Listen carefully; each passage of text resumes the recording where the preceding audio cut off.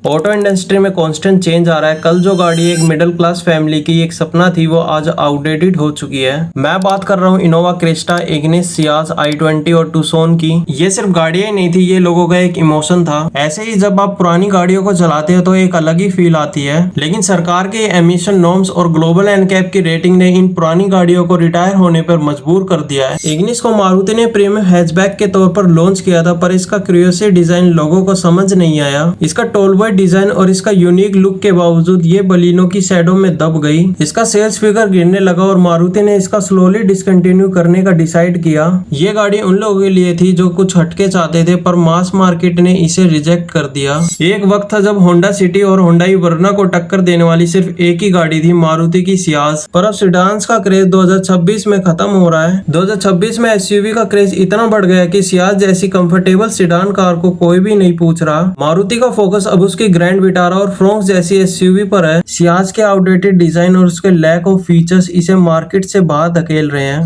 i20 हमेशा से feature loaded थी, पर अब कॉम्पिटिटर जैसे टाटा एल्ट्रोज और मारुति की बलेनो ने इससे ज्यादा वैल्यू ऑफर करना शुरू कर दिया है। i20 की सेल्स कम हो रही है और होंडाई ने इसके अब एनलाइन वेरिएंट और क्रेटा और वेन्यू पर फोकस कर रखा है। i20 का बेस मॉडल डिसकंटिन्यू होने का इसका पहला सिग्नल है कि होंडाई इसे ग्लोबल मॉडल से रिप्लेस कर सकती है। टूसोन एक प्रीमियम एसयूवी तो है, लेकिन 30 से 40 लाख के बजट में लोग बाग टोयोटा फॉर्च्यूनर या एसयूवी 7XO को प्रेफर करते हैं। टूसोन का डिजाइन फ्यूचरिस्टिक तो है, पर इंडिया के रोड्स पर लोग बाग ब्रांड वैल्यू और इसकी रीसेल वैल्यू देखते हैं। होंडाई ने इसके कुछ वेरिएंट को डिसकंटिन्यू किया है क्योंकि इसकी डिमांड मार्केट के अंदर बहुत कम है। जब तक आपका प्रोडक्ट मेन स्ट्रीम नहीं बन जाता, इंडिया में टिकना मुश्किल है। इनोवा क्रिस्टा यानी रिलायबिलिटी का दूसरा नाम, इस गाड़ी ने इंडिया में एमपीवी सेगमेंट को रीडिफाइन किया है। चाहे टैक्सी हो या फैमिली की रोड ट्रिप्स, क्रिस्टा हर जगह की किंग है। पर प्रॉब्लम यही है कि BS6 फेज 2 नॉर्म्स और डीजल इंजन की लिमिटेशन से माई टोयोटा ने इनोवा हाई क्रॉस की वजह से इनोवा क्रिस्टा की मार्केट को कम किया। इन्हीं सभी रीजंस की वजह से टोयोटा ने इनोवा हाई क्रॉस को लॉन्च किया। वहीं दूसरी तरफ इनोवा क्रिस्टा की मार्केट को कम किया। लोग बाग आज भी सेकंड हैंड मार्केट में इसके लिए 15 से 20 लाख रुपए देने के लिए तैयार है। हालांकि टोयोटा ने प्रोडक्शन अभी बंद तो नहीं गई, पर पुराने डीजल वेरिएंट की एबिलिटी रिस्ट्रिक्टेड हो गई है। कस्टमर अब टोयोटा की हाइब्रिड टेक्नोलॉजी की तरफ शिफ्ट हो रहे हैं। कंपनी का फोकस अब इनोवा हाई क्रॉस और उसकी प्रीमियम सेगमेंट पर ज्यादा है। इसके कुछ तीन मेन रीजंस है। फर्स्ट रीजन है strict emission norms BS6 phase 2।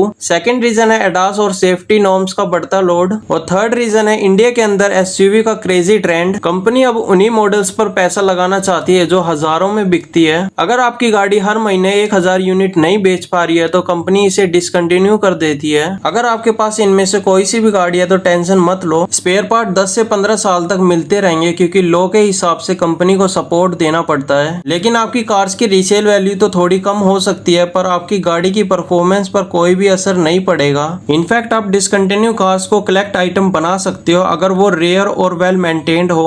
आने वाले टाइम में आपको ईवी कार्स और हाइब्रिड कार देखने को मिलेगी। मारुति और होंडाई उन्हीं कार्स पर काम कर रही है जो आने वाले फ्यूचर में आपको कार देखने को मिलेंगी। एसयूवी कार्स इंडिया में डिफॉल्ट चॉइस बन चुकी है। सिडान और स्मॉल हैचबैक कार्स पर एक्सटेंशन टे है, क्योंकि टेक्नोलॉजी के साथ बदलना भी जरूरी है, वरना आप भी नोकिया बन जाओगे। दोस्तों, इन गाड़ियों का जाना एक एंड नहीं है बल्कि एक नए एवोल्यूशन की शुरुआत है। क्या आपने इनमें से कोई कार ड्राइव करी है? कमेंट में बताओ कि आपकी फेवरेट कार कौन सी है जो डिसकंटिन्यू होने वाली है। वीडियो पसंद आई है तो वीडियो को लाइक करें और चैनल को सब्सक्राइब करें, बेल आइकन को दबाओ, क्योंकि ऐसी ऑनेस्ट ऑटोमोटिव एनालाइज सिर्फ यही मिलती है। मिलते हैं एक नेक्स्ट वीडियो में।